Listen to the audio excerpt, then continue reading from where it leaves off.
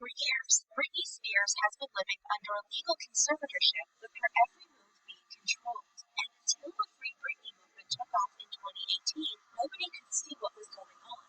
It just feels like you can't ask Britney. This appears to be the only thing the only place where she's speaking. Now, a new documentary has revealed secrets about Britney's past and present, including her relationship with Justin Timberlake. Justin spoke up, but that only made things worse.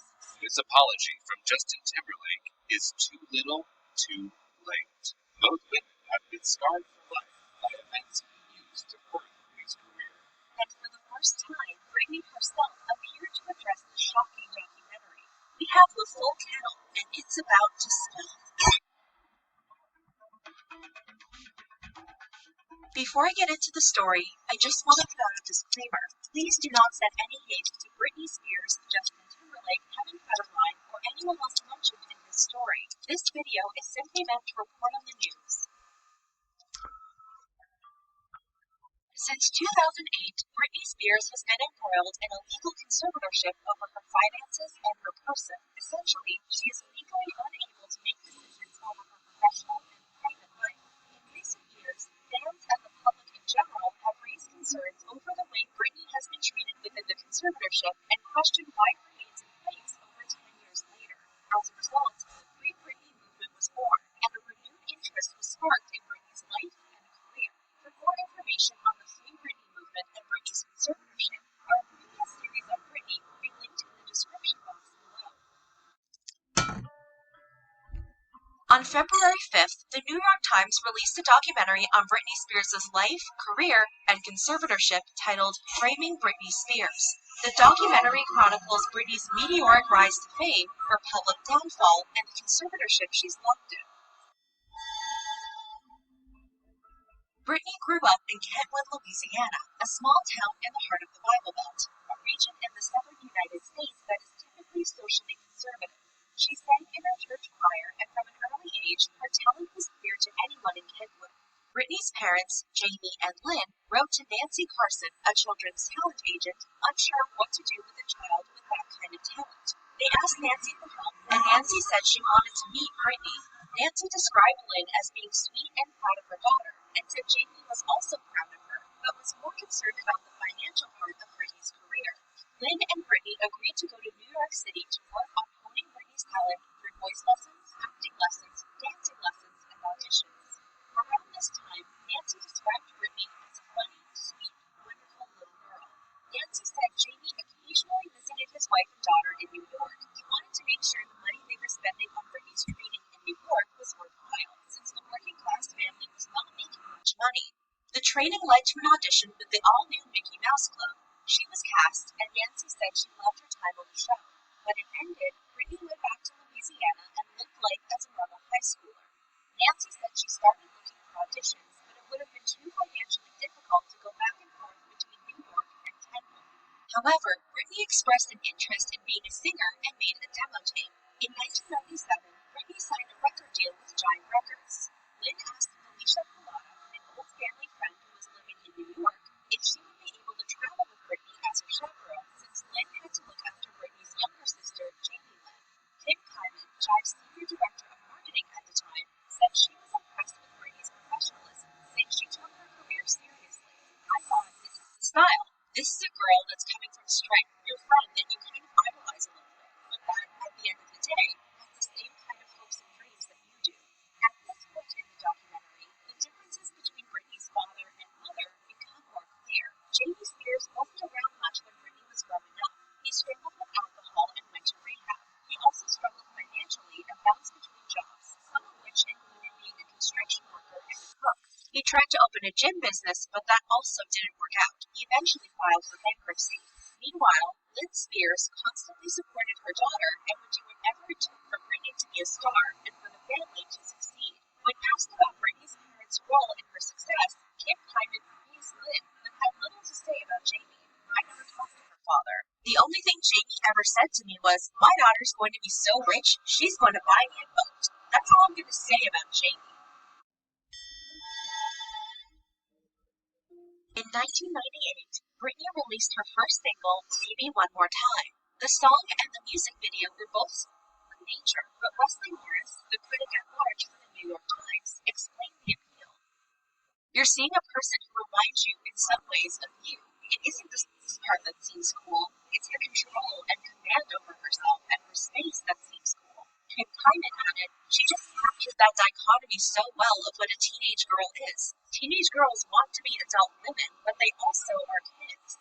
Despite her launch into stardom, Britney still remained a small-town girl.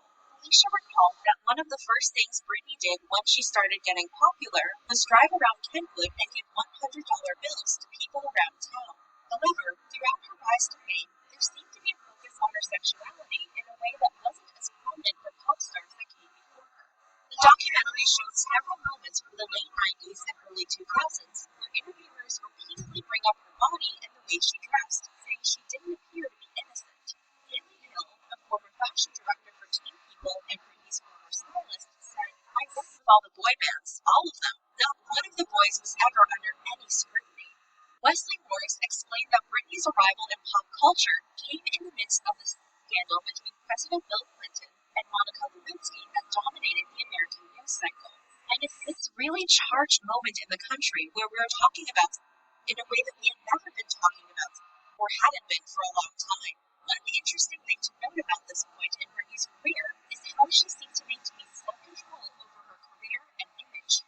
I know all the ins and outs of what I'm doing. I know about all the contracts and deals I'm about to do. I'm not just some girl listening to my manager. Kevin Toncherowan, Britney's former tour director and backup dancer, said she was in control. That idea that Britney is the puppet who just gets moved around and told what to do is incorrect, probably inaccurate. Who would present a lot of ideas? She would have to like them and she would have to approve them. And Britney herself said, well, that's why I am where I am today, because I do have control, And you just control what you do, you have to.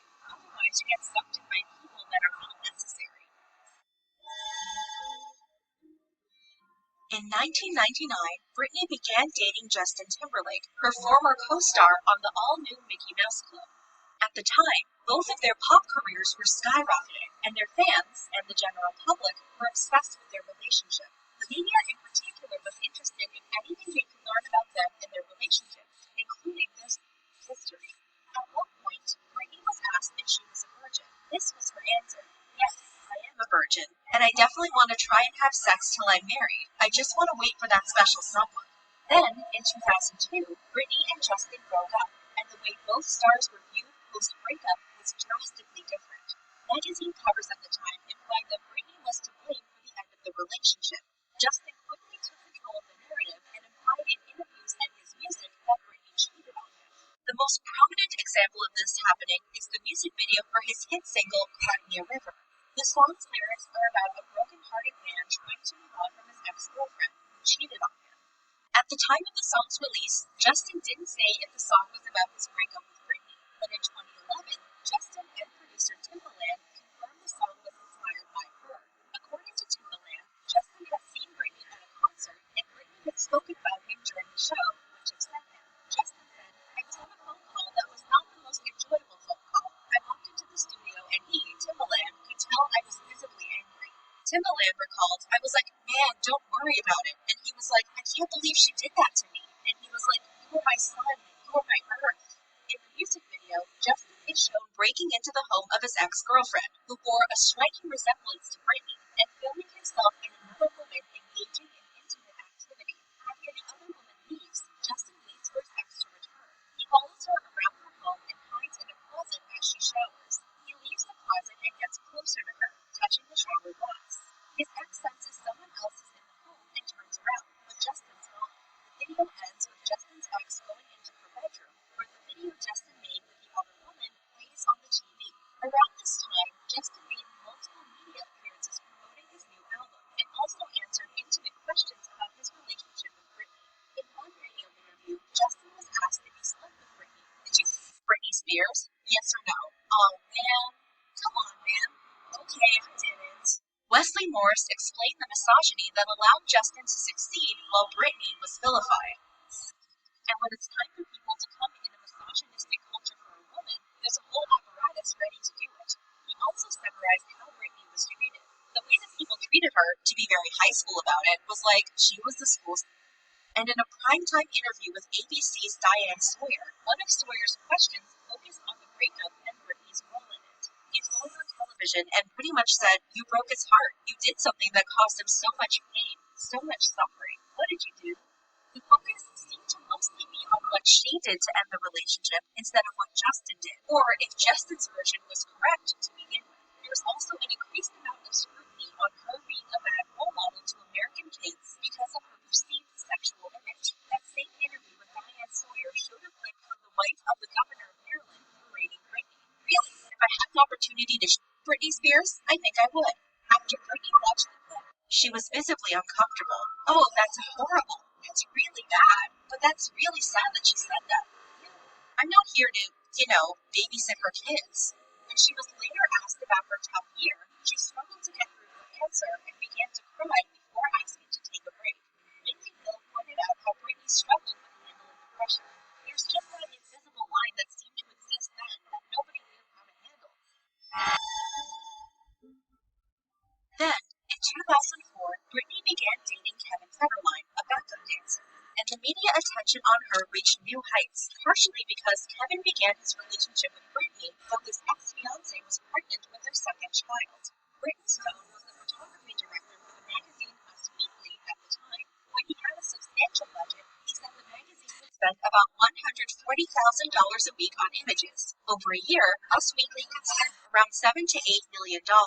Because of the high prices magazines and tabloids were willing to pay for images, many photographers started taking paparazzi photos of celebrities. Around this time, photos of Britney could get up to $1 million each. Daniel Ramos was a celebrity videographer who would often cover Britney. He said that at the beginning, Britney seemed to enjoy the paparazzi because she would be friendly towards them. It was like she needed us and we needed her. We both needed each other. Britney said there was always a higher demand for unposed, candid photos. When the photography team at Us Weekly got more unposed photos, sales went up. Sometimes people's, their personal life becomes bigger than their work. Once Britney had her first child with Kevin, media attention exploded, and almost immediately, the tabloids pushed the idea that Britney was an unfit mother.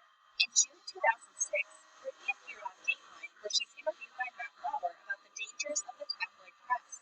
Regarding the infamous photos of her driving with her baby on her lap, Britney said she was at Starbucks and saw several photographers crowding her. She said she was scared and wanted to get out of the situation, especially since her baby was upset. "And I just feel like they're taking cheap shots." She also explained that her father, Jamie, used to drive with her in his lap when she was a child. During this time, Britney had her two kids virtually back to back. They were born just over a year apart. There was also speculation about marital problems between Britney and Kevin. As well, in Britney's mother Lynn's book, she said Britney was suffering from postpartum depression at the time. A few weeks after Britney gave birth to her second son, she filed for divorce from Kevin. She filed for sole custody of their kids, and the next day, Kevin also filed for sole custody. Around this time, Britney was also seen out partying more with other young celebrities like Paris Hilton and Lindsay Lohan. Joe Coscarelli, a pop music reporter, said Britney began to lose interest in the carefully managed image she had for years, while at the same time, tabloid culture is reaching the height of its popularity. Britney's home said the public was fascinated by Britney's life unraveling and explained the appeal behind the candid celebrity images. It was to enjoy their lives in a somewhat aspirational or relatable way. The documentary showed several clips of Britney being chased by the paparazzi and appearing to be visibly uncomfortable by their presence. In the Matt Lauer interview, he asked Britney what she thinks will get the paparazzi to leave her alone. Britney says she doesn't know and breaks down in tears. This is also when Britney infamously shaved her head. She had asked for her head to be shaved, but when the hairdresser refused, she grabbed the clippers and shaved her head herself. One of the salon workers said, and she says, "I don't want anyone touching me. I'm tired of everybody touching me." At the same time, the media joked about the incident and characterized her as being crazy. Leslie Morris explained, "And so she's saying essentially with no hair, I quit. That person is gone and you have destroyed her." The idea that people could look at that and only see a crazy person, that just tells me that what a vulturous society she was working with. Before we